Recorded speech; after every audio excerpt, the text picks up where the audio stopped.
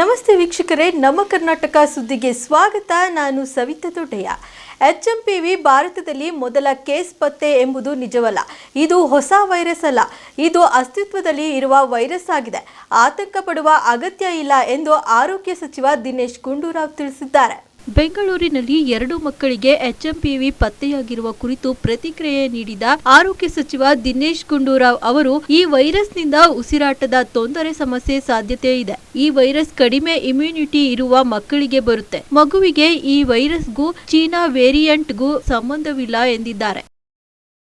See, I don't think we should be pressing the panic button because HMPV is not a new virus. It is an existing virus. And the statement, the way report has come out that this is the first case of HMPV in India, which is not true because HMPV is an existing virus and certain percentage of people do get affected by this virus. And it is not something new. And the baby, the child that has got affected, has got no travel history and they are all local people. They are not coming from China or Malaysia or some other country. So I do not think there is any connection to that. China's outbreak is, they are saying, is a new variant of HMPV. So that is what they are saying. We don't have the full details. And Government of India is yet to provide any full details to us. And maybe they are also trying to get more information. ರಾಜ್ಯದಲ್ಲಿ 2 ಮಕ್ಕಳಲ್ಲಿ HMPV virus ಸೋಂಕು ದೃಢಪಟ್ಟಿದೆ. ಈ ಬಗ್ಗೆ ಪ್ರತಿಕ್ರಿಯಿಸಿದ CM Siddaramaiah ಅವರು, ಇದು ಅಪಾಯಕಾರಿ ವೈರಸ್ ಅಲ್ಲ ಎಂದು ಹೇಳಿದ್ದಾರೆ. ಸುದ್ದಿಗಾರರೊಂದಿಗೆ ಮಾತನಾಡಿದ ಅವರು, HMPV ವೈರಸ್ ಸೋಂಕಿನ ತಡೆಗೆ ಮಹತ್ವದ ಕ್ರಮ ಕೈಗೊಳ್ಳಲಾಗುವುದು. ಸಚಿವ ದಿನೇಶ್ ಗುಂಡೂರಾವ್ ಅವರು ಸಭೆ ಕರೆದಿದ್ದಾರೆ. ಎಲ್ಲಾ ಮುಂಜಾಗ್ರತಾ ಕ್ರಮ ಕೈಗೊಳ್ಳುವ ಬಗ್ಗೆ ಸೂಚನೆ ನೀಡಲಾಗಿದೆ. ಆರೋಗ್ಯ ಇಲಾಖೆ, ವೈದ್ಯಕೀಯ ಶಿಕ್ಷಣ ಇಲಾಖೆಗೂ ಸೂಚನೆ ನೀಡಿದ್ದೇನೆ ಎಂದು ತಿಳಿಸಿದರು. Found in 2 children. Immediately after seeing this, I talked to Mr. Dinesh Gundu-Rao, who is in charge of the health department, and he responded quickly and he took up a meeting with the department, and whatever decision he takes, the government will implement it and the government will take all precautionary measures to implement and to prevent the disease. All right, thank you. JJM ಕಾಮಗಾರಿಯನ್ನ ಗುತ್ತಿಗೆದಾರ ಅಡ್ಡಾದಿಡ್ಡಿ ಮಾಡುತ್ತಿದ್ದು, ಸರ್ಕಾರದ ನಿಯಮದಂತೆ 1 metre ಅಳತೆಗೆ pipe ಹಾಕದೆ 2 ಅಡಿಯಲ್ಲಿ ಹಾಕಿ ಸರ್ಕಾರದ ನಿಯಮವನ್ನು ಹಾಳು ಮಾಡುತ್ತಿದ್ದಾರೆ. ಗುಣಮಟ್ಟ ನೋಡಿಕೊಳ್ಳಬೇಕಾದ ಅಧಿಕಾರಿಗಳು ಮೌನಕ್ಕೆ ಶರಣಾಗಿದ್ದಾರೆ. ಎಲ್ಲಿ ಅಂತೀರಾ? ಈ ಸ್ಟೋರಿ ನೋಡಿ. ಕೆಲಸ ಕರೆಕ್ಟ್ ಮಾಡಿ ಸ್ವಾಮಿ, ಮನೆ ಹಾಕಿದ್ರಾ ಅಯ್ಯಪ್ಪ?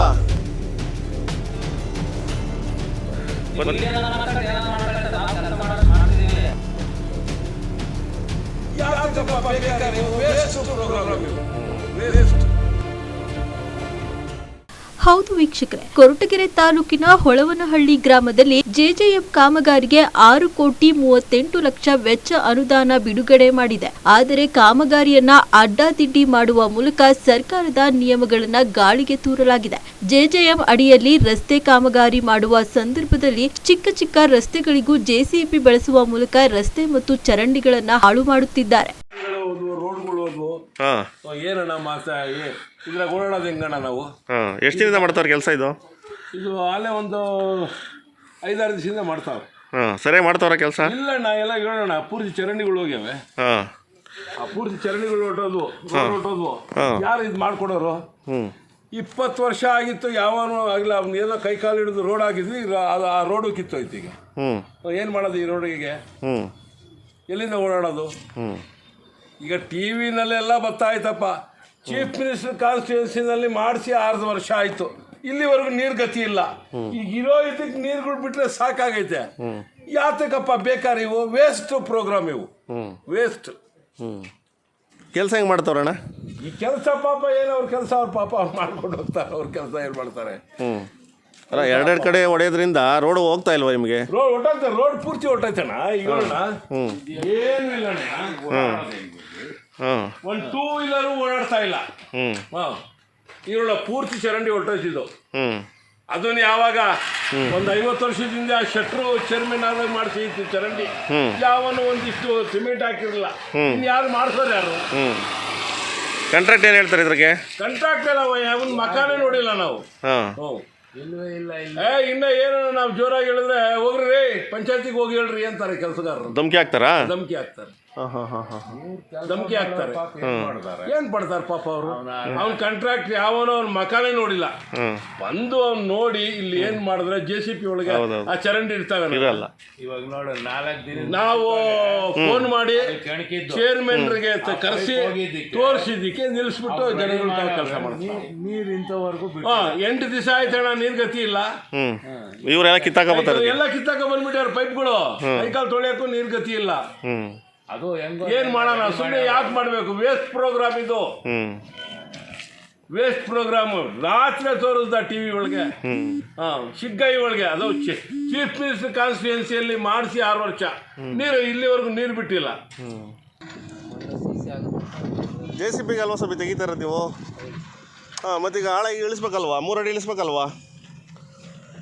2 ಅಡಿಗೆ ತೆಗಿಸ್ಬಿಟ್ಟು ನೀವು ಕೆಲಸ ಮಾಡಿಬಿಟ್ರೆ ಆಯ್ತು ಸ್ವಾಮಿ. ಇಲ್ವಾ ಸ್ವಾಮಿ? JCB ಇಲ್ವಾ ಸ್ವಾಮಿ ಕೆಲಸ ಮಾಡೋಕ್ಕೆ? ಮತ್ತು ನೀವು 2 ಅಡಿಗೆ ಮುಚ್ಚಿಬಿಟ್ರೆ ನೀವು ಏನಿರೋದು ಮೆಜರ್ಮೆಂಟು ನಿಮಗೆ? 2.25 ಮೇಲೆ ಇರ್ಬೇಕು. 2.25 ಮೇಲೆ 3 ಅಡಿ 1 ಮೀಟ್ರ್ ಇರಬೇಕು ಆಳ. ಎಷ್ಟು ತೆಗ್ದಿದ್ದೀರಾ ಮತ್ತೀಗ? 2 ಅಡಿ ತೆಗ್ದಿದ್ದೀರಾ? ಸಾಕ 2 ಅಡಿ?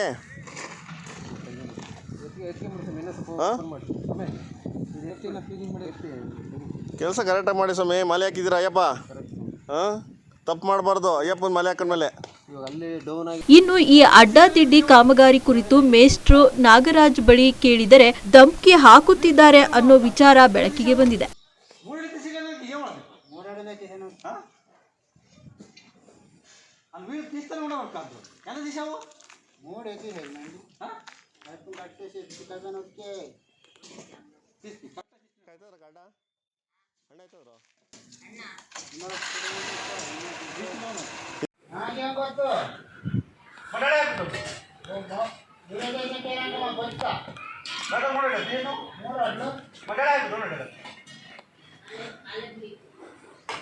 ಎಷ್ಟು ಸರ್ ಒಳನಳ್ಳಿಗೆ ಆಗಿರುತ್ತೆ ಪ್ರಾಜೆಕ್ಟ್? ಎಷ್ಟು ಸರ್? ಪ್ರಾಜೆಕ್ಟ್ ಇಂಜಿನಿಯರ್ ಬರ್ತಾರೆ ಇವಾಗ ಹೇಳವಲ್ಲಿ, ಅವ್ರ ಹತ್ರ ಮಾತಾಡಿ. ಅಲ್ಲ ನಿಮಗೆ ಗೊತ್ತಿಲ್ವಾ ಎಷ್ಟು ಅಂತ? ಗೊತ್ತಿಲ್ಲದೆ ಕೆಲಸ ಮಾಡ್ತಾ ಇದ್ರಿ ನೀವು? ವೀಡಿಯೋ ಏನಾರು ಮಾಡ್ಕೊಳ್ರಿ, ಏನಾರು ಮಾಡ್ಕೊಳ್ಳಿ ಸರ್. ನಾವು ಕೆಲಸ ಮಾಡೋಷ್ಟು ಮಾಡ್ತಿದೀವಿ. ನಮ್ದು ಏನಾದ್ರು ಸಮಸ್ಯೆ ಇದ್ರೆ ನಿಮ್ಮ ಸಮಸ್ಯೆನೇ ಹೇಳ್ತಾರೆ ನಾವು. ಸಮಸ್ಯೆ ಇದೆ ಈಗ ಒಂದ್ ಕಡೆ ಟ್ರೆಂಚ್ ಅವಶ್ಯಕತೆ ಇಲ್ಲ ಸರ್. ಏನು ಸಮಸ್ಯೆ ಇದೆ ಫಸ್ಟ್ ಹೇಳ್ಬೇಕು. ಒಂದ್ ಕಡೆ ಬಂದು ಹಿಡ್ಕೋಬಾರ್ದು. ಮೀಡಿಯಾನ ಎಲ್ಲರಿಗೂ ನಮಗೂ ನಾವು ಮೀಡಿಯಾದಾರೆ. ಯಾವ ಮೀಡಿಯಾದಾರ ಸರ್? ಯಾವ ಮೀಡಿಯಾದ ಸರ್? ಯಾವ ಮೀಡಿಯಾದಾರ ನೀವು? ಸುಮ್ಮನೆ ಬಂದು ಏನೋ ಒಂದು ಮಾತಾಡ್ಬಾರ್ದು ಸರ್. ಇವಾಗ ಏನು ಪ್ರಾಬ್ಲಮ್ ಇತ್ತ? ಪ್ರಾಬ್ಲಮ್ ಅಲ್ವಾ? ಏನಾಯ್ತು? ಬರೀ ಅಲ್ಲಿ 2 ಕಡೆಗೆ ಟ್ರೆಂಚ್ ಹೊಡೆದ್ಬಿಟ್ಟು 2 ಕಡೆ ಹೊಡಿಲೇಬೇಕು ಸರ್. ಹೌದಾ? ಅದು ಹೆಂಗ್ ಮಾಡ್ಬೇಕು ಅಂತ ಹೇಳ್ಕೊಡ್ರಿ ನೀವೇ. ನಾವೆಲ್ಲ ಹೇಳೋದು ಒಂದ್ ಸೈಡ್ ಹೊಡೆದು ಏನೋ ಪೈಪ್ಲೈನ್ ಕಾಮಗಾರಿಯನ್ನ ತರಾತುರಿಯಲ್ಲಿ ಮುಗಿಸಿರುವುದಲ್ಲದೆ ರಸ್ತೆ ಚರಂಡಿಗಳನ್ನ ಹಾಳು ಮಾಡಿ ಸರ್ಕಾರದ ಹಣವನ್ನು ಪೋಲು ಮಾಡಲಾಗಿದೆ. ಇತ್ತ ಅಧಿಕಾರಿಗಳು ಸಹ ಬೇಜವಾಬ್ದಾರಿತನವನ್ನ ತೋರಿಸಿದ್ದಾರೆ. ಕಂಡರೂ ಕಾಣದಂತೆ ಜಾಣ ಕುರುಡುತನವನ್ನ ಮೆರೆಯುತ್ತಿದ್ದಾರೆ. ಈ ಕೂಡಲೇ ಸಂಬಂಧಪಟ್ಟ ಅಧಿಕಾರಿಗಳು ಈ ಅಡ್ಡಾದಿಡ್ಡಿ ಕಾಮಗಾರಿಯತ್ತ ಗಮನ ಹರಿಸಬೇಕು. ಹಾಗಾಗಿ ಸರ್ಕಾರದ ಹಣವನ್ನು ಪೋಲು ಮಾಡಿರುವ ವ್ಯಕ್ತಿಯ ವಿರುದ್ಧ ಶಿಸ್ತು ಕ್ರಮ ಕೈಗೊಳ್ಳಬೇಕಿದೆ.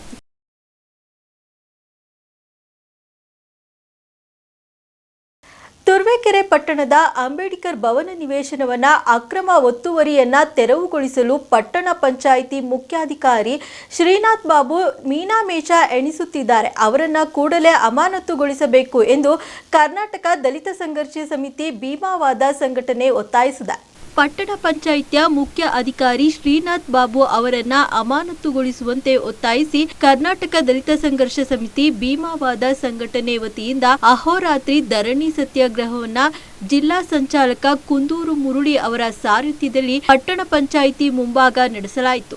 11-22 ಅಡಿ ಅಂಬೇಡ್ಕರ್ ಜಾಗ ಒತ್ತುವರಿ ಮಾಡಿರುವ ದೇವರಾಜ್ ಅವರಿಗೆ ಕಟ್ಟಡ ತೆರವುಗೊಳಿಸಲು ಗಡುವು ನೀಡಲಾಗಿತ್ತು. ಈ ಕುರಿತು ಹಲವು ಬಾರಿ ನೋಟಿಸ್ ನೀಡಿದರೂ ಸಹ ಕಟ್ಟಡದ ಮಾಲೀಕ ತೆರವುಗೊಳಿಸದೆ ಮೊಂಡಾಟ ಮಾಡುತ್ತಿದ್ದಾರೆ.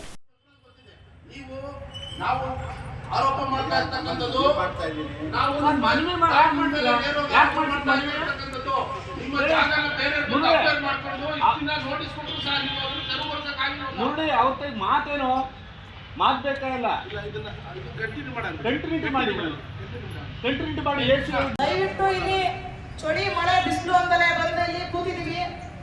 ನಮಗೆ ನಮ್ಮದೇ ಆದಂಥ ಕೆಲಸಗಳು ಇದ್ರು ಇದು ನಮ್ಮ ಸ್ವಇಚ್ಛೆಯಿಂದ ಕರೆದಿಕ್ಕಂಥ ಸ್ಟ್ರೈಕು ಅಧಿಕಾರಿಗಳು ಗಮನಕ್ಕೆ ಬಂದಿದೆ ಅಂತ ಅನಿಸ್ತಾ ಇದೆ.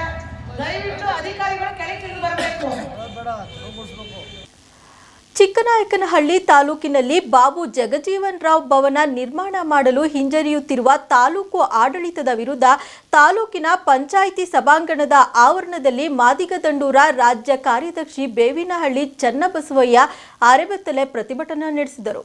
ಮಾಡಬೇಕು ಅಂತ ಹೋದ್ರೆ ನಾವು 50, 53, 57 ನಲ್ಲಿ ಯಾವ್ದು ಅಪ್ಲಿಕೇಶನ್ ವಜಾ ಆಗಿದೆಯೋ, ಯಾವುದು ಟೌನ್ಗೆ ಹತ್ರ ಆಗಿದೆಯೋ ಅಂಥದ್ದನ್ನ ವೆರಿಫೈ ಮಾಡಿಕೊಂಡು ಈಗ ಮಾಡುವಂತ ಕೆಲಸವನ್ನ ಮಾಡ್ತಾ ಇದ್ದೀವಿ. ಯಾಕೆ ಅಂದ್ರೆ ಚಿಕ್ಕನಾಯಕನಹಳ್ಳಿ ತಾಲೂಕು ಪಂಚಾಯಿತಿ ಸಭಾಂಗಣದ ಆವರಣದಲ್ಲಿ ಪರಿಶಿಷ್ಟ ಜಾತಿ ಮತ್ತು ಪಂಗಡಗಳ ಕುಂದುಕೊರತೆ ಸಭೆ ನಡೆಯುತ್ತಿರುವ ವೇಳೆ ಸಭೆಯಿಂದ ಆಚೆ ಮಾದಿಗದಂಡೂರ ಡಿಎಸ್ಎಸ್ ಸಂಘಟನೆ ರಾಜ್ಯ ಕಾರ್ಯದರ್ಶಿ ಬೇವಿನಹಳ್ಳಿ ಚನ್ನಬಸವಯ್ಯ ಅವರಿಂದ ಅರೆಬೆತ್ತಲೆ ಪ್ರತಿಭಟನೆ ನಡೆಸಿದರು.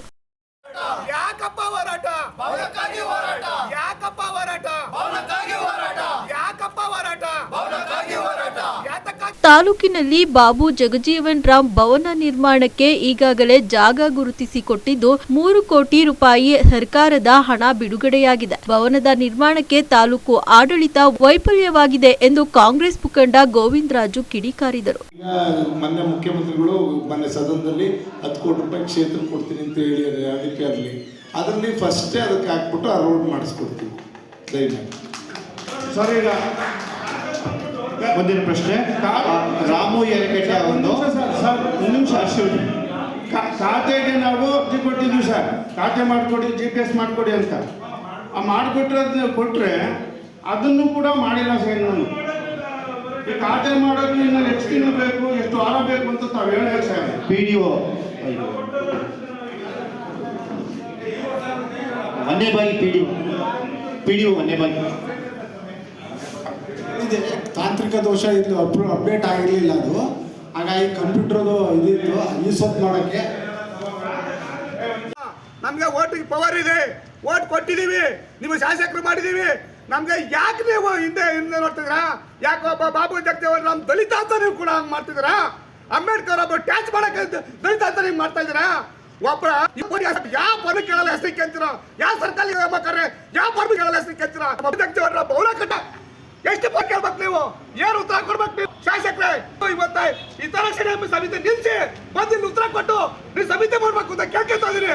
ಇಲ್ಲ ಅಂದ್ರೆ ನಾವು ಉಗ್ರ ಹೋರಾಟ ಮಾಡ್ತೀವಿ, ಉಗ್ರ ಸತ್ಯಾಗ್ರಹ ಮಾಡ್ತೀವಿ ಅಂತ ಶಾಸಕರಿಗೆ. ಇವತ್ತ ಶಾಸಕರು ಇಲ್ಲಿ ಬಂದು ನಮ್ಗೆ ಏನೆಲ್ಲ ನೀವು ಇವತ್ತ SC ಮಾಡ್ತಾರೆ ನಿಲ್ಲಿಸ್ಬೇಕು ಅಂತ ನೀವು ಮಾಡಿದ್ರೆ ನಮ್ಮ ದಲಿತರನ್ನ ತುಳ್ಕೊಂಡು ಹೋದಂಗೆ ಅಂತ ಈ ಸಭೆಯಲ್ಲಿ ಪ್ರಾರ್ಥನೆ ಮಾಡ್ಕೊಳ್ತಾ ಇದ್ದೀನಿ ನಾನು. ದಯಮಾಡಿ ಇಲ್ಲಿ ಈ ಕ್ಷೇತ್ರದ ಹರಿಜನ ಅಭಿವೃದ್ಧಿಗಾಗಿ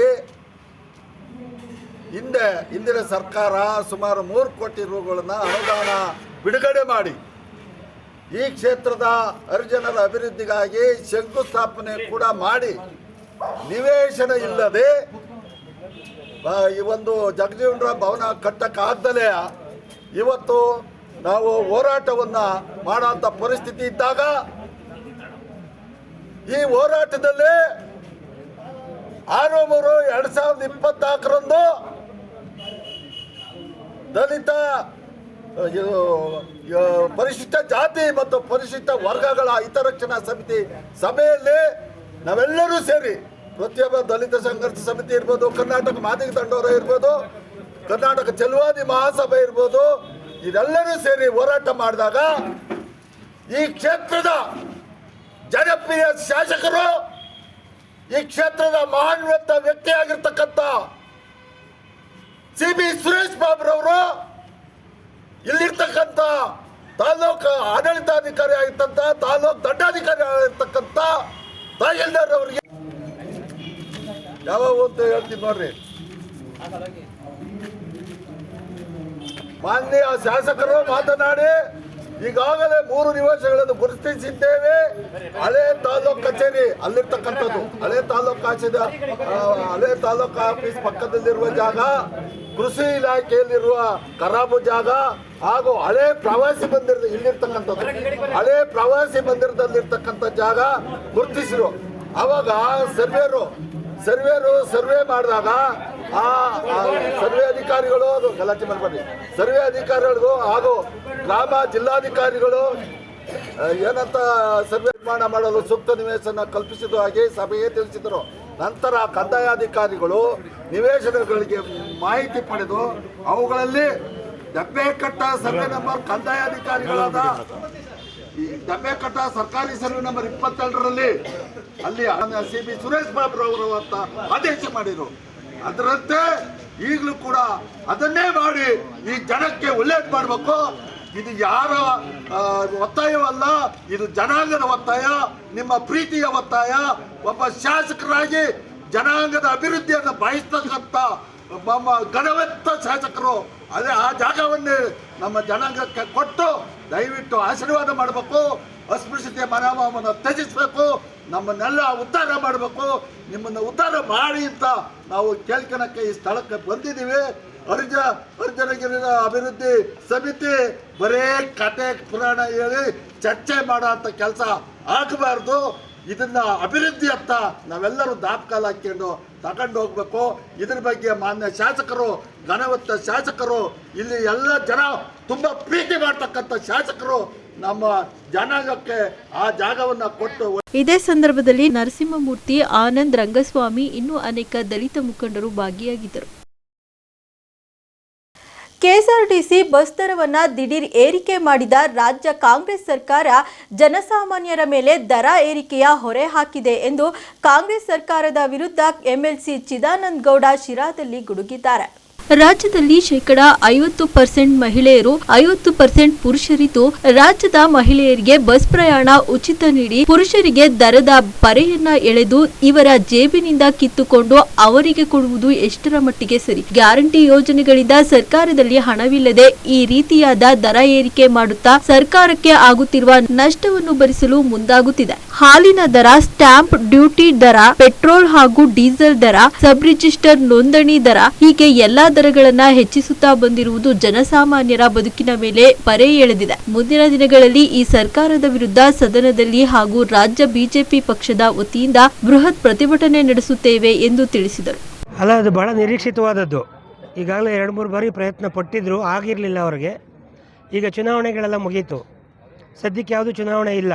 ಆ ಕಾರಣಕ್ಕಾಗಿ ಏನು ಆಲೋಚನೆ ಮಾಡಿದ್ದಾರೆ, ಚುನಾವಣೆ ಇಲ್ಲ, ಜನ ನಾವೇನು ಮಾಡಿದ್ರು ಕೇಳಲ್ಲ ಅನ್ನೋ ಒಂದು ನಿರ್ಧಾರ ಮಾಡಿ 15%, 1 ಅಲ್ಲ 2 ಅಲ್ಲ 3 ಅಲ್ಲ 15% ಏನು ಇವರು ಶಕ್ತಿ ಯೋಜನೆ ಮುಖಾಂತರ ಹೆಣ್ಣುಮಕ್ಕಳಿಗೆ ಉಚಿತವಾಗಿ ನಾವು ಪ್ರಯಾಣಕ್ಕೆ ಅವಕಾಶ ಮಾಡಿಕೊಡ್ತೀವಿ ಅನ್ನೋ ಒಂದು ಯೋಜನೆಯನ್ನು ತಂದರು. ಅದು ಎಲ್ಲಾದರೂ ಒಂದು ಕಡೆ ತೆಗಿಬೇಕಲ್ಲ ಸರ್ಕಾರ. ಅದನ್ನ ಎಲ್ಲಿ ನೋಡಿದ್ರು ಮತ್ತು ಅವ್ರ ಯಜಮಾನರು ಮನೆಗೆ ಹೆಣ್ಣುಮಕ್ಕಳು ಫ್ರೀಯಾಗಿ ಕರ್ಕೊಂಡೋಗಿ ಅವರ ಗಂಡಂದ್ರ ಜೇಬಿಗೆ ಮತ್ತು ಅಮಾಯಕ ವಿದ್ಯಾರ್ಥಿಗಳು, ವಯಸ್ಕರು ಅಂಥವ್ರ ಜೇಬಿಗೆ ಕೈ ಹಾಕಿ ಇವತ್ತು ಕನಿಷ್ಠ ಬಸ್ ಪ್ರಯಾಣ ದರ 11 ರೂಪಾಯಿಯಿಂದ 120 ರೂಪಾಯಿವರೆಗೂ ಜಾಸ್ತಿ ಆಗಿದೆ. ಎಲ್ಲ ರೀತಿಯ ಬಸ್ಗಳಿಗೂ ಕೂಡ ಜಾಸ್ತಿ ಮಾಡಿದ್ದಾರೆ. ಖಂಡಿತ ಇದಕ್ಕೆ ನಾಚಿಕೆ, ಮಾನ, ಮರ್ಯಾದೆ ಏನೂ ಇಲ್ಲದೆ ಇರೋವಂಥ ಸರ್ಕಾರ ಇದು. ಇವರಿಗೆ ಮಾತಾಡೋದು ನೋಡಿದ್ರೆ ಭಾಳ ದೊಡ್ಡದಾಗಿ ನಮ್ಮಂಥವ್ರು ಯಾರೂ ಇಲ್ಲ ಅನ್ನೋ ರೀತಿ ಪ್ರೊಜೆಕ್ಟ್ ಮಾಡ್ಕೋತಾರೆ. ಆದರೆ ಇಷ್ಟು ಒಂದು ಅರಾಜಕತೆಯನ್ನು ಉಂಟು ಮಾಡ್ತಕ್ಕಂಥ ಸರ್ಕಾರ ಹಿಂದೆಂದೂ ನೋಡಿರಲಿಲ್ಲ ನಾವು. 15% ಒಂದೇ ಸಾರಿ ಹಾಲಿನ ದರ ಜಾಸ್ತಿ ಮಾಡಿದ್ದಾರೆ, ಬಸ್ ದರ ಜಾಸ್ತಿ ಆಯಿತು.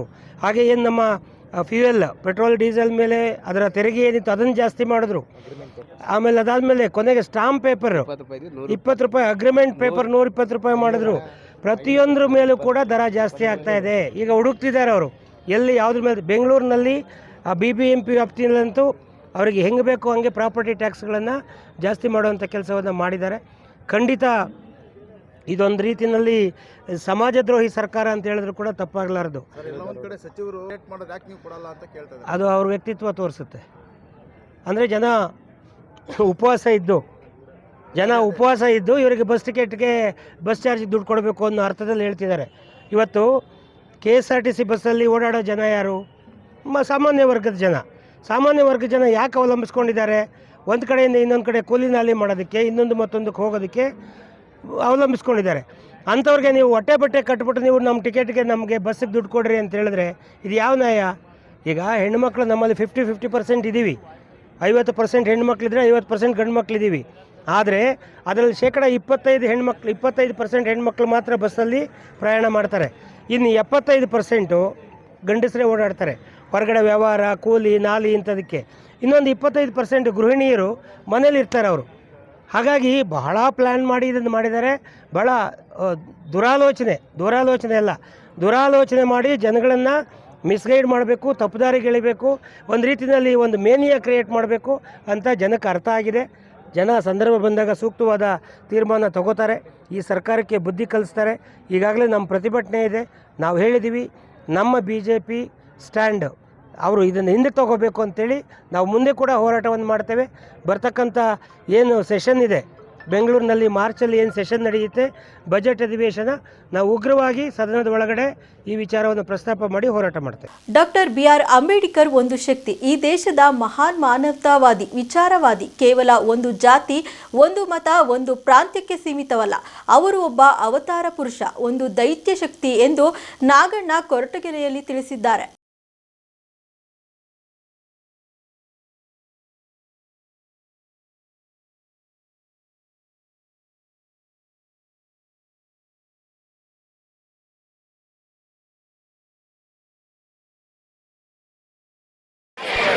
ಅಪಮಾನಕ್ಕೆ ಅಂಜದೆ, ಬಿಸಿಲು ಮಳೆಗಾಳಿಗೆ ಲೆಕ್ಕಿಸದೆ, ಎದುರಾಳಿ ಸವಾಲುಗಳಿಗೆ ಎದೆಗುಂದದೆ. ಕೊರಟಗೆರೆ ತಾಲೂಕಿನ ಹೊಳವನಹಳ್ಳಿ ಹೋಬಳಿ ಕೇಂದ್ರ ಸ್ಥಾನದಲ್ಲಿ ಹಮ್ಮಿಕೊಂಡಿದ್ದ ಅಂಬೇಡ್ಕರ್ ಪರಿನಿರ್ವಾಣ ದಿನಾಚರಣೆ ಕಾರ್ಯಕ್ರಮದಲ್ಲಿ ಮಾತನಾಡಿದ ಅವರು, ನಾನು ಸಹ ಅಂಬೇಡ್ಕರ್ ಅವರು ನೀಡಿದ ಸಂವಿಧಾನದಿಂದ ಈ ಅಧಿಕಾರಿಯಾಗಿ ಸೇವೆ ಸಲ್ಲಿಸುತ್ತಿದ್ದೇನೆ. ನೀವು ಸಾಮಾಜಿಕ ಹಾಗೂ ರಾಜಕೀಯ ವ್ಯವಹಾರಗಳು ಮತ್ತು ವಿದ್ಯಾಭ್ಯಾಸ ಈ ಎಲ್ಲಾ ಮೂಲಭೂತ ಸೌಕರ್ಯ ಪಡೆಯುತ್ತಿರುವುದು ಅವರ ಸಂವಿಧಾನದಿಂದ ಎಂಬುದನ್ನ ಮರೆಯಬಾರದು. ಅಂಬೇಡ್ಕರ್ ಅವರು ಈ ಸಂವಿಧಾನ ನಮಗೆ ನೀಡದೆ ಹೋಗಿದ್ದರೆ ನಾವು ನೀವು ಎಲ್ಲರೂ ಉಳ್ಳವರ ಜಮೀನು ಮನೆಗಳಲ್ಲಿ ಕಸ ಮುಸುರೆ ಮಾಡಿಕೊಂಡು ಇರಬೇಕಿತ್ತು. ಹಾಗಾಗಿ ನಾವು ಪ್ರತಿದಿನ ಪ್ರತಿ ಕ್ಷಣ ಬಾಬಾ ಸಾಹೇಬ್ ಅಂಬೇಡ್ಕರ್ ಅವರನ್ನ ನೆನಪು ಮಾಡಿಕೊಳ್ಳಬೇಕು ಎಂದರು. ಪಾರ್ಟಿ ಸಂಬಂಧಪಟ್ಟಿದ್ದು, ನಮ್ಮ ಪಾರ್ಟಿ ಸಂಬಂಧಪಟ್ಟಿದ್ದು, ನಮ್ಮ ಜನ ಅವ್ರನ್ನೇ ಕಿತ್ತಾಡ್ತಾ ಇದ್ದಾರೆ. ಇಂಥ ಒಂದು ನಿಲುವಿನಲ್ಲಿ ನಾವುಗಳು ವಿಚಾರವಂತರಾಗಬೇಕು. ಬರೀ ಅರ್ಥಕೊಂಡ್ರೆ ಸಾಲದು, ಅನುಸರಿಸಬೇಕು. ನಮ್ಮ ವಿದ್ಯಾರ್ಥಿಗಳಿಗೆ ಶಿಕ್ಷಣದ ಮಹತ್ವವನ್ನ ಹೆಚ್ಚು ಅವರಿಗೆ ಗಮನಿಸಬೇಕು, ಗಮನ ತರಬೇಕು. ಇಲ್ಲೆಲ್ಲ ಮಹಿಳೆಯರ ಇದ್ದಿಲ್ಲ.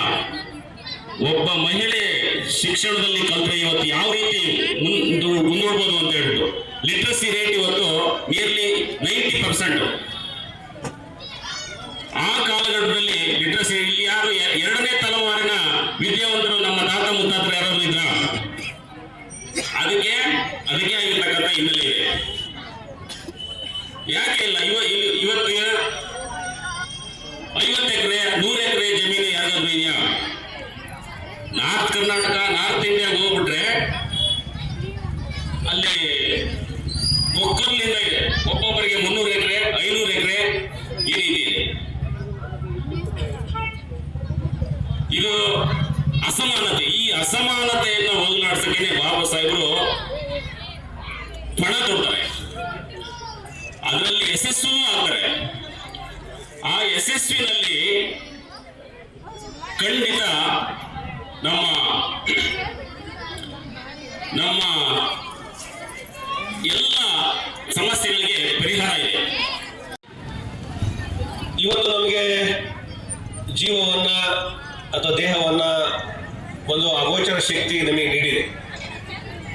ಆದರೆ ನಮ್ಮ ಜೀವನ, ಇವತ್ತು ನಾವೇನು ಜೀವನವನ್ನ ಮಾಡ್ತಾ ಇದ್ದೇವೆ, ಆ ಜೀವನಕ್ಕೆ ಕಾರಣಕರ್ತ ಆಗತಕ್ಕಂಥ ಏನು ನಾವು ಅವತಾರ ದೇವರುಗಳನ್ನ ಅವತಾರ ಪುರುಷ ಅಂತೀವಿ. ನಿಜವಾದ ಅವತಾರ ಪುರುಷ ನನ್ನ ಭಾಗದಲ್ಲಿ ಡಾಕ್ಟರ್ BR ಅಂಬೇಡ್ಕರ್ ಅವರು. ಇವತ್ತು ಸುಮಾರು 75 ವರ್ಷದಿಂದ ಬೇಡ, ಕೆಲವು 30 ವರ್ಷದಿಂದ ನಮ್ಮೆಲ್ಲ ಹಿರಿಯರಲ್ಲಿ ಕೂತಿದ್ದಾರೆ. ಅವತ್ತಿದ್ದಂಥ ಸಮಾಜದಲ್ಲಿರ್ತಕ್ಕಂಥ ಕಂದಾಚಾರ, ಅಸಮಾನತೆ, ಉಳ್ಳವರಿಗೆ ಒಂದು ನ್ಯಾಯ, ಏನಿಲ್ಲದೆ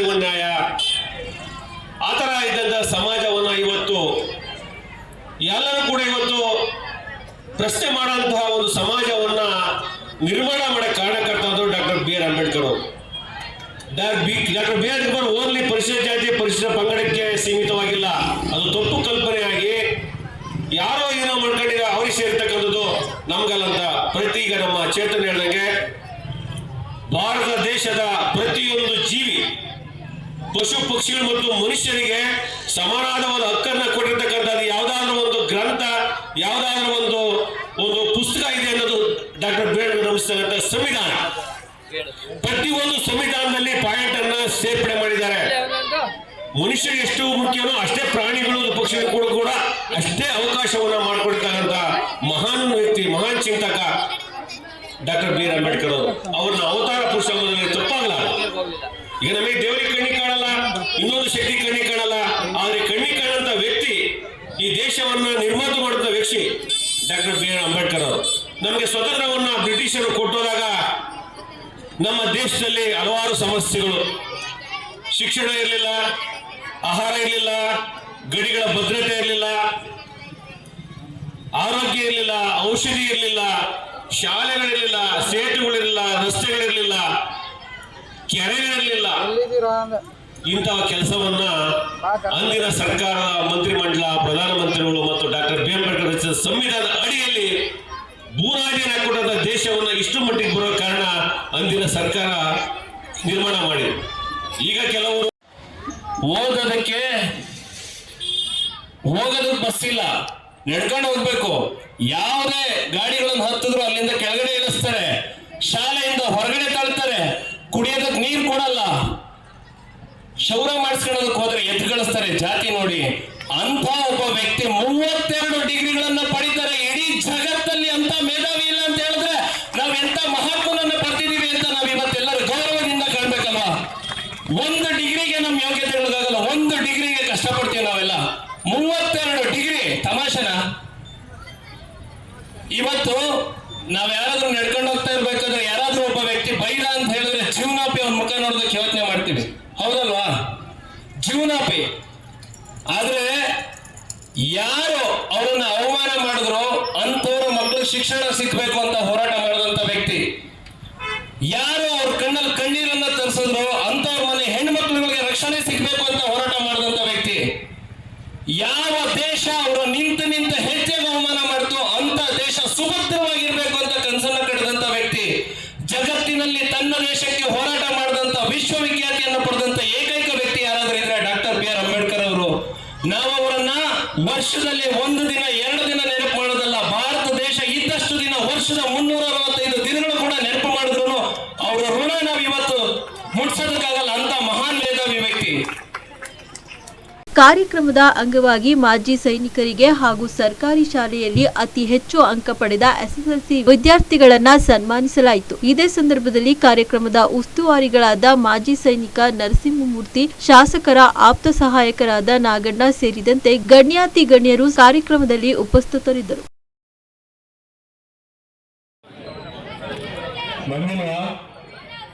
ಅವರ ಅನುಪಸ್ಥಿತಿಯಲ್ಲಿ ಯಾರಾದರೂ ಕುಟುಂಬಸ್ಥರು ಬಂದ್ರೆ ಬನ್ನಿ, ಫ್ರೆಂಡ್ ಅಪ್ಪನ ಯಾರಾದ್ರು ವಿಜಯಶಂಕರ್ ಬನ್ನಿ ಸರ್, ನಮ್ಮ ಪತ್ರಿಕೆ ದಯಮಾಡಿ ಬರಬೇಕು ಅಂತ ನಾನು ಅನ್ಕೊಂತೇನೆ.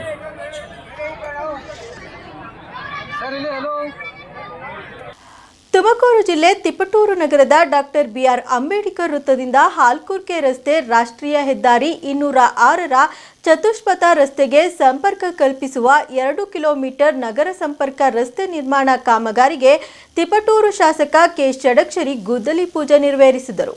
ಗುದ್ದಲಿ ಪೂಜೆ ನೆರವೇರಿಸಿ ಮಾತನಾಡಿದ ಶಾಸಕ ಷಡಕ್ಷರಿ ಅವರು, ಸರ್ಕಾರ SC/ST ಯೋಜನೆಯಡಿ 20 ಕೋಟಿ ವೆಚ್ಚದಲ್ಲಿ ಚತುಷ್ಪಥ ರಸ್ತೆ ನಿರ್ಮಾಣ ಕಾಮಗಾರಿಗೆ ಅನುದಾನ ಮಂಜೂರು ಮಾಡಿದ್ದು, ನಗರದ ಡಾಕ್ಟರ್ ಬಿ ಆರ್ ಅಂಬೇಡ್ಕರ್ ವೃತ್ತದಿಂದ ಹಾಲ್ಕುರ್ಕೆಯ ರಸ್ತೆ ಮೂಲಕ ರಾಷ್ಟ್ರೀಯ ಹೆದ್ದಾರಿ 206ಕ್ಕೆ ಸಂಪರ್ಕ ಕಲ್ಪಿಸುವ ಸುಮಾರು 8 ಕೋಟಿ ವೆಚ್ಚದ ನಗರ ಸಂಪರ್ಕ ಚತುಷ್ಪಥ ರಸ್ತೆ ಕಾಮಗಾರಿಗೆ ಗುದ್ದಲಿ ಪೂಜೆ ಮಾಡಲಾಗಿದ್ದು, ಶೀಘ್ರದಲ್ಲಿಯೇ ಕಾಮಗಾರಿ ಪ್ರಾರಂಭವಾಗುವುದು. ತಿಳಿಸಿದರು. ಹಾಲ್ಕುರ್ಕೆ ರಸ್ತೆ ರಾಜ್ಯ ಹೆದ್ದಾರಿಯಾಗುವ ಕಾರಣ ರಾಜ್ಯ ಹೆದ್ದಾರಿ ನಿಯಮಗಳಂತೆ ಕಾಮಗಾರಿ ನಡೆಸಲಾಗುತ್ತದೆ. ಹಾಲ್ಕುರ್ಕೆ ರಸ್ತೆ ನಗರದಿಂದ ಹೆದ್ದಾರಿಗೆ ಸಂಪರ್ಕಿಸುವ ರಸ್ತೆಯಾಗಿರುವ ಕಾರಣ ಅಪಘಾತಗಳು ಹೆಚ್ಚಾದ ಹಿನ್ನೆಲೆ ರಸ್ತೆ ಅಗಲೀಕರಣ ಮಾಡಲಾಗುತ್ತದೆ ಎಂದು ತಿಳಿಸಿದರು. ಕಾರ್ಯಕ್ರಮದಲ್ಲಿ ನಗರಸಭೆ ಅಧ್ಯಕ್ಷರಾದ ಶ್ರೀಮತಿ ಯಮುನಾ ಧರಣೇಶ್, ಉಪಾಧ್ಯಕ್ಷರಾದ ಶ್ರೀಮತಿ ಮೇಘನಾ ಭೂಷಣ್, ನಗರಸಭಾ ಸದಸ್ಯರಾದ ಯೋಗೀಶ್, ಪ್ರಕಾಶ್, ಶಿಶಿಕಿರಣ್, ಮುಖಂಡರಾದ ವಗನಘಟ್ಟ, ಯೋಗಾನಂದ್, ಗುತ್ತಿಗೆದಾರ ಮಧು, ನಟರಾಜ್ ಮುಂತಾದವರು ಉಪಸ್ಥಿತರಿದ್ದರು.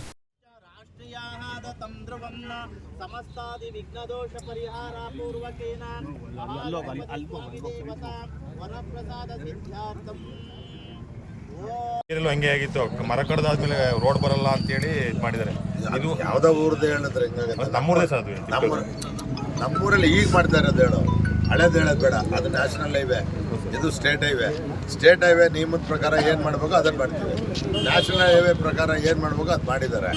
ಅದು ಸರಿಯಾಗಿ ಮಾಡಿಲ್ಲ ಅಂದರೆ ನ್ಯಾಷನಲ್ ಹೈವೇಗೆ ಹೇಳಿ ಅದನ್ನು ಸರಿಪಡಿಸೋಣ. ಸರಿ ಆಗ್ಬೋದಾ?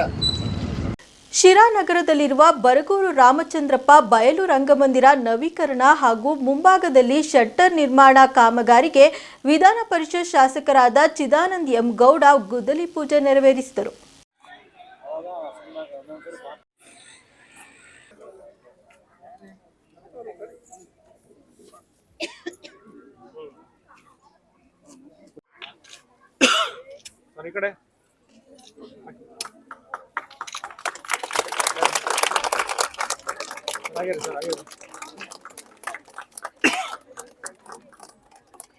ನಿಮಿಷ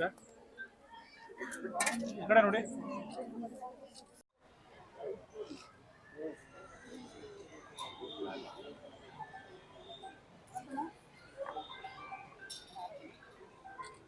ಮಕ್ಕಳು ಕೂಡ ಇಲ್ಲಿ ಇದ್ದಾರೆ.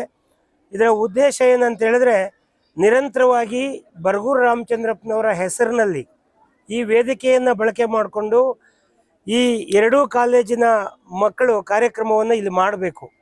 ಸಾಂಸ್ಕೃತಿಕ ಕಾರ್ಯಕ್ರಮಗಳು ನೀವೇನು ಮಾಡ್ತೀರಿ, ಒಳಗಡೆ ಜಾಗ ಸಾಕಾಗೋದಿಲ್ಲ.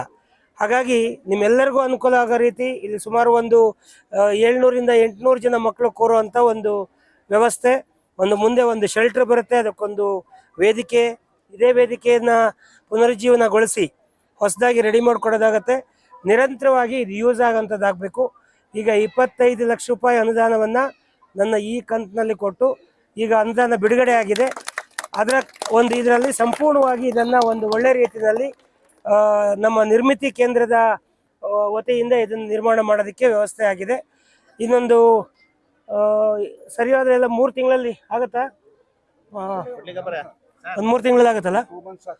ಒಂದು 2ರಿಂದ 3 ತಿಂಗಳೊಳಗಡೆ ಇದನ್ನು ಸಂಪೂರ್ಣ ಮಾಡಿ ಬರಗೂರು ರಾಮಚಂದ್ರಪ್ಪನವ್ರನ್ನ ಇಲ್ಲಿ ಕರೆದು ಒಂದು ಒಳ್ಳೆ ಕಾರ್ಯಕ್ರಮ ಮಾಡಿ ಇದನ್ನ ಉದ್ಘಾಟನೆ ಮಾಡಿಸುವಂಥ ಕೆಲಸವನ್ನು ಮಾಡೋಣ. ಆದಷ್ಟು ಬೇಗ ಕೆಲಸ ಮುಗಿಲಿ ಅಂತೇಳಿ ಆಶಯವನ್ನು ವ್ಯಕ್ತಪಡಿಸಿ ಇವತ್ತು ನೀವೆಲ್ಲ ಬಂದಿದ್ದೀರಿ. ನಿಮ್ಮೆಲ್ಲರಿಗೂ ಕೂಡ ಧನ್ಯವಾದವನ್ನು ಹೇಳಿ ನಾನು ಮಾತು ಮುಗಿಸ್ತೇನೆ. ನಮಸ್ಕಾರ. ನಮ್ಮ ಶಿರಾನಗರದ ಏನು ಈ ಹೃದಯ ಭಾಗದಲ್ಲಿರ್ತಕ್ಕಂಥ ಬರಗೂರು ರಾಮಚಂದ್ರಪ್ಪ ಬಯಲು ರಂಗಮಂದಿರ ಯಾವಾಗಲೂ ಕೂಡ ಇಷ್ಟಿದ್ದ ದೊಡ್ಡ ಬೀಗಗಳಾಕಿ ಅದನ್ನು ಬಂದಿಖಾನೆ ಟೈಪ್ ನಾವು ಮಾಡಿದ್ದೀವಿ. ನಿಜವಾಗ್ಲೂ ಇದನ್ನು ನೋಡಿದಾಗೆಲ್ಲ ನಮಗೆ ತುಂಬ ವ್ಯತ್ಯಯ ಆಗೋದು. ಕಳೆದ ಬಾರಿ ಬರಗೂರು ರಾಮಚಂದ್ರಪ್ಪನವರು ಇಲ್ಲೊಂದು ಪುಸ್ತಕ ಬಿಡುಗಡೆಯಾದಾಗ ಸನ್ಮಾನ್ಯ ಚಿದಾನಂದ ಗೌಡರು ಬಂದಿದ್ದರು, MLA ನಮ್ಮ ಜಯಚಂದ್ರ ಬಂದಿದ್ದರು. ಅವತ್ತು ಕೂಡ ಈ ವಿಚಾರ ಪ್ರಸ್ತಾಪ ಆಯಿತು.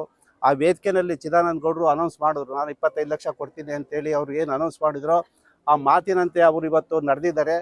ನಾವು ಕೂಡ ನಮ್ಮ ಬರಗೂರು ಬಳಗದಿಂದ ಭಾಳಷ್ಟು ಸಲ ಅವ್ರನ್ನ ಭೇಟಿ ಮಾಡಿದ್ವಿ. ಅವ್ರ ಆಫೀಸ್ಗೆಲ್ಲ ಹೋಗಿದ್ವಿ, ಅಲ್ಲೋಗಿದ್ವಿ, ಇಲ್ಲೋಗಿದ್ವಿ. ನಾನು, ಶಿವಣ್ಣ, ಜಯರಾಮ್ ಇವರೆಲ್ಲನ ಅವ್ರನ್ನ ಬಿಡ್ದಂಗೆ ನಾವು ಕೂಡ ಬೆನ್ನತ್ತಿದ್ದೀವಿ. ಎಲ್ಲೋ ಕೂಡ ನಮಗೂ ಕೂಡ ಒಂಥರ ತುಂಬ ಸಂತೋಷ ಆಗ್ತಾಯಿದೆ. ಯಾಕಪ್ಪ ಅಂದರೆ ನಮ್ಮ ಶ್ರಮಕ್ಕೆ ಪ್ರತಿಫಲ ಸಿಕ್ತು. ಅವರು ಕೂಡ ಅವರು ಹೇಳ್ದಂಗೆ ಇವತ್ತು ನಡ್ಕೊಂಡಿದ್ದಾರೆ. ಇವತ್ತು ಶಾಲೆಯಲ್ಲಿ ಬೇಕಾದಷ್ಟು ಕಾರ್ಯಕ್ರಮಗಳಾಗ್ತವೆ. ಹಿಂದೆ ನಾವೆಲ್ಲ ನೋಡಿದಾಗೆ ಸಾರ್ ಹೇಳಿದ್ರು ಅವಾಗಲೇ ಇಲ್ಲಿ ರಾಜಕೀಯ ಕಾರ್ಯಕ್ರಮಗಳು ನಡೀತಿದ್ವು ಅಂತೇಳಿ. ನಡೆದಿದ್ದಾವೆ, ನಾವು ಕೂಡ ನೋಡಿದ್ದೀವಿ. ಮುಂದೆ ಅಂಥದ್ದು ಯಾವುದೂ ಆಗಬಾರ್ದು.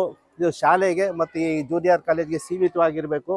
ಶಾಲೆಯ ಏನು ನಾವು ಪ್ರತಿಭಾ ಕಾರಂಜಿ ಇರ್ಬೋದು ಅಥವಾ ಇನ್ಯಾವುದೇ ಶಾಲಾ ಕಾರ್ಯಕ್ರಮ, ವಾರ್ಷಿಕೋತ್ಸವ ಇರ್ಬೋದು, ಅಂಥ ಕಾರ್ಯಕ್ರಮಕ್ಕೆ ಇದು ಬಳಕೆ ಆಗಲಿ ಅಂತೇಳಿ ನಾವು ಕೂಡ ಆಶಿಸ್ತಾ ಇವತ್ತೇನು ಶಂಕುಸ್ಥಾಪನೆ ಆಗಿದೆ, ಇವತ್ತು ಒಂದು ಶುಭ ಸಮಯ, ಶುಭ ದಿನ.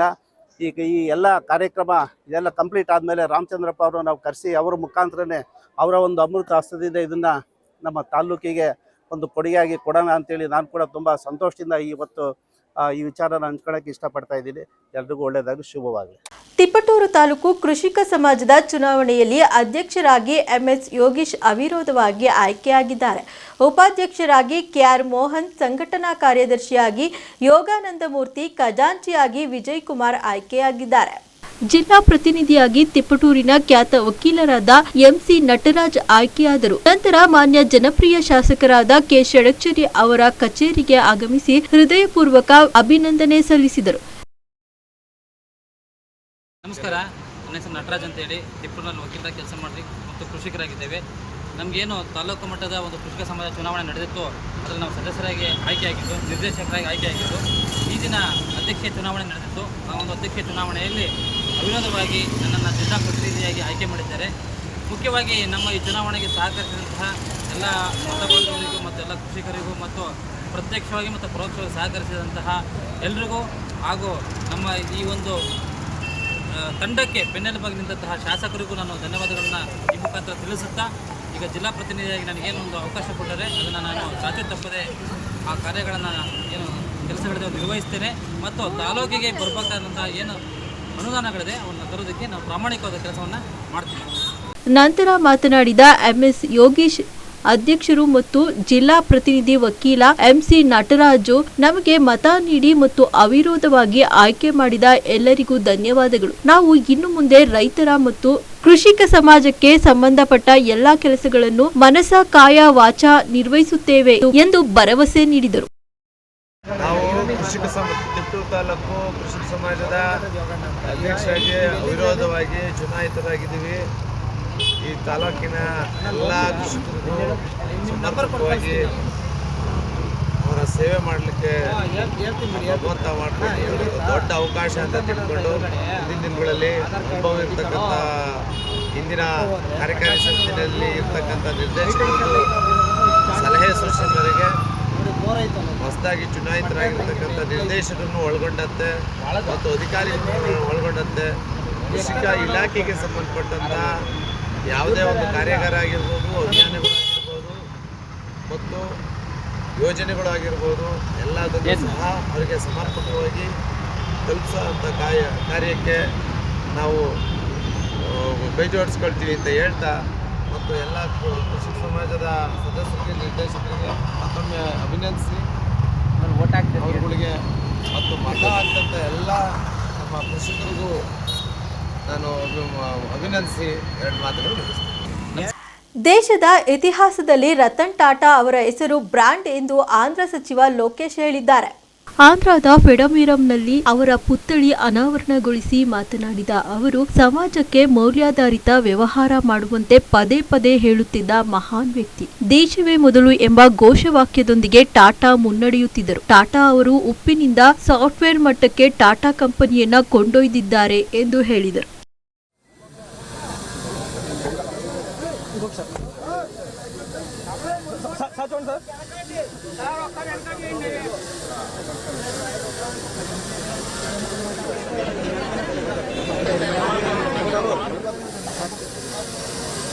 ಎಷ್ಟಿತ್ತು ಈ ಹೊತ್ತಿನ ಸುದ್ದಿ ಮತ್ತು ಮನೋರಂಜನೆಗಾಗಿ ನೋಡ್ತಾ ಇರಿ ನಮ್ಮ ಕರ್ನಾಟಕ ಟಿವಿ. ಇದು ಕನ್ನಡಿಗರ ಭರವಸೆ.